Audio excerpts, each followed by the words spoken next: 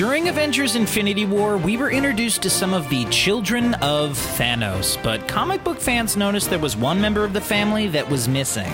Supergiant. We barely learned anything of the Black Order, and even the marriage of Proxima Midnight and Corvus Glaive was only hinted at. But considering how powerful and popular Supergiant is, omitting her entirely seems like a big oversight. But what if this nefarious and powerful character was really there all along?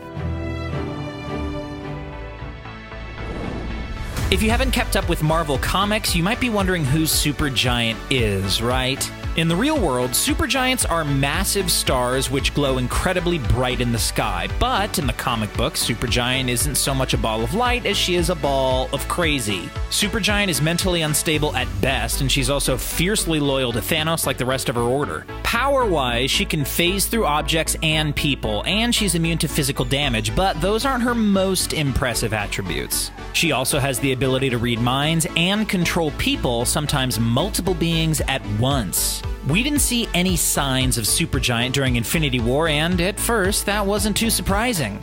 It was easy to explain away Supergiant's absence with time constraints, but Redditor Cassowarasaur has an interesting theory about what she's doing during this time, and they believe Supergiant may have been closer than we actually thought.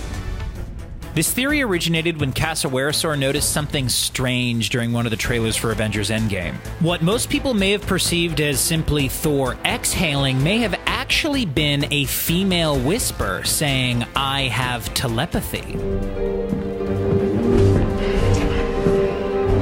Thor's mouth doesn't move, and it sounds like someone speaking rather than instrumental music. But which female character could have been responsible for this near-silent whisper? What if it was the sound of a character we haven't seen introduced into the MCU yet? Although Thanos is certainly not lacking in power, he can't be everywhere at once, which is why he has legions of minions to carry out his bidding. Surely he's not going to be the sole enemy of the remaining heroes during Endgame, and yet the timing doesn't seem right to introduce a bigger, badder villain. Instead, we could see a reveal that Supergiant is alive, well, and working with the Mad Titan. Thanos might not be smart enough to figure out that he could have just wished for more resources instead of less people, but this doesn't mean he's completely stupid. Do you really think he went through Infinity War without any backup plan, or does it seem more likely he had a trick up his sleeve? Perhaps she didn't accompany her fellow Black Order members on mundane missions, which were easily handled, such as the boarding of the Asgardian ship, but just because you don't see Supergiant doesn't mean she isn't working her magic in some way. During the Endgame trailer, we saw Thor summon Stormbreaker way too close to Captain Marvel's head. Not cool, bro. It seems like he was testing her and sizing her up, but this theory claims it was really Supergiant trying to put her to the test. The line, "I have telepathy," might have been said by Supergiant to see if Captain Marvel could pick up on it. Thor being possessed by Supergiant might sound crazy, but there's actually a comic book precedent for this scenario. In the books, Supergiant does try to take control of Thor, and she plays an important role in the Battle of Wakanda by possessing people. Having Supergiant possess arguably the strongest member of the Avengers would be a huge asset to Thanos and an assurance he could pull off his plan. But don't worry, this theory has more than a possibly ghostly whisper as evidence. Let's talk about the fact that Thanos let Thor live despite killing his brother Loki and his best friend Heimdall. Why? He surely knows how incredibly powerful Thor is, as he's the son of Odin, and that he'd stop at nothing to avenge his people, so why wasn't Thor part of half of all the Asgardians he wiped out? Maybe Thor was more useful to him alive because it was his plan to have Supergiant take over his mind.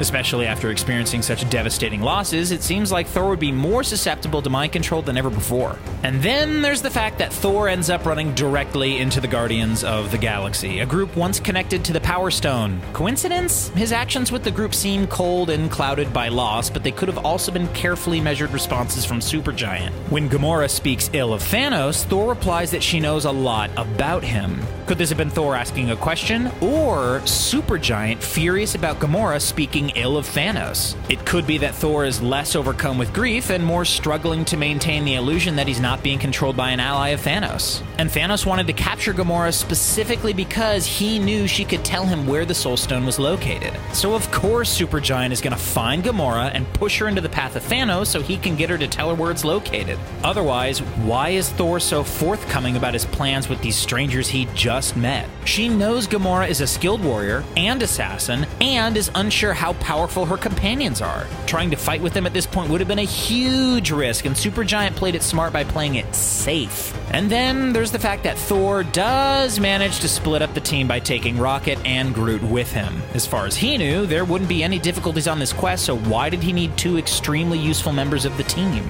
Taking Rocket and Groot ultimately makes Gamora less safe and made it easier for Thanos to capture her. But if this is true, why would Thor want to forge Stormbreaker? This weapon has the power to summon the Bifrost, which could come in handy. Even when Thor encounters Eitri, he doesn't sound concerned about anything other than getting his weapon made. After all, it's not like Eitri would have volunteered to help Thanos make another weapon after the Infinity Gauntlet. Slaughtering all of his people and breaking his hands makes Thanos a less than ideal customer. Remember, if Supergiant is controlling Thor, she won't perish if he dies. There's no reason for her not to risk Thor's body while forging Stormbreaker. Plus, Supergiant isn't exactly known for making rational, level-headed decisions. If Thor was thinking clearly, he might have tried to come up with another way to get the weapon forged without endangering his life, but he didn't. Throwing yourself into a magic forge is pretty crazy, but it's the kind of thing Supergiant would definitely do. And when Eitri warns Thor it'll kill him, Thor replies, "Only if I did." It would actually make a lot more sense if someone controlling Thor said that instead of the God of Thunder himself. He's a bit hot-headed at times, but he's hardly suicidal and has a decent sense of self-preservation. It's also possible that Supergiant's intervention kept Thor alive for longer than he would have been otherwise. Sure, Thor's a god, but outer space isn't known for being particularly habitable. Yet, he survived long enough to get rescued by the Guardians of the Galaxy, and he survived the Forge in order to create Stormbreaker. Although she may not shed any tears if he passes away, it's in her best interest to keep him alive as long as possible. And after Thor successfully forges Stormbreaker, how does he know to head to Wakanda? Despite visiting a few times, he isn't overly familiar with Earth, and it seems implausible that he knows what a huge source of technology and power Wakanda is. He hasn't been back to Earth since T'Challa took Wakanda public, yet somehow Thor knows to head to exactly the place where the remaining children of Thanos are located? Honestly, we hate to say it in a movie with superhumans, but that seems unbelievable. Some fans insist Thor could sense the Mind Stone, but that frankly sounds like a pretty weak explanation, and why wouldn't he have gone to Titan where the Time Stone was if he could have sensed the presence of an Infinity Stone? With her psychic powers, Supergiant could have easily figured out that Vision and Scarlet Witch were getting ready to destroy the Mind Stone when things got really bad. For that reason, it makes sense that she would have avoided interacting with them and going after the Mind Stone on her own. The risk was too high, and she was better off waiting for Thanos. In order to look inconspicuous while she waited for the Mad Titan to show up, she focused on having Thor destroy some of the Outriders. This made Thor look unsuspicious and avoided setting off any alarm bells for the surviving characters. From the outside, it looked like Thor was there to help the rest of the heroes with the fight, but despite being one of the most powerful characters, Thor still doesn't directly take on the Black Order. Even when Corvus Glaive attacked Vision, Thor was nowhere to be found. When Thor can't avoid a confrontation with Thanos any longer, it's kind of strange that Thanos doesn't fight harder against him. Instead of using the Time Stone to pause time, teleporting elsewhere, or doing pretty much anything else, Thanos allows himself to be struck by Thor.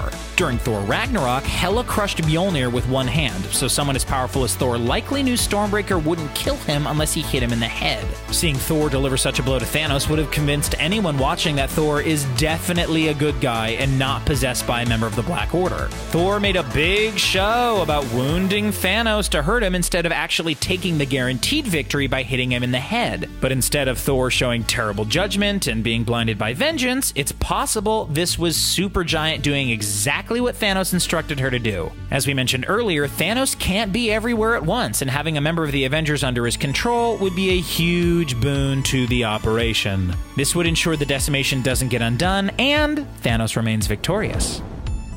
The Russo brothers have confirmed that despite not seeing her during Infinity War, Valkyrie is still alive. Not only that, but her character is going to be returning for Avengers Endgame. It's possible that Valkyrie will be the one to realize that something is off with Thor because she's worked closely with him in the past. And while the rest of Thor's friends are mourning their losses and licking their wounds, Valkyrie likely isn't. She lost her fellow warriors long ago and subsequently fled Asgard soon after. Her experiences with Thor and her eyes unclouded by grief may help her spot some things the other characters might miss. But knowing is only half the battle, and she and the other heroes will be forced to deal with an insanely powerful enemy who's inhabiting the body of Thor. With all of Thor's abilities at Supergiant's disposal, we have a feeling nowhere in the universe is going to be safe.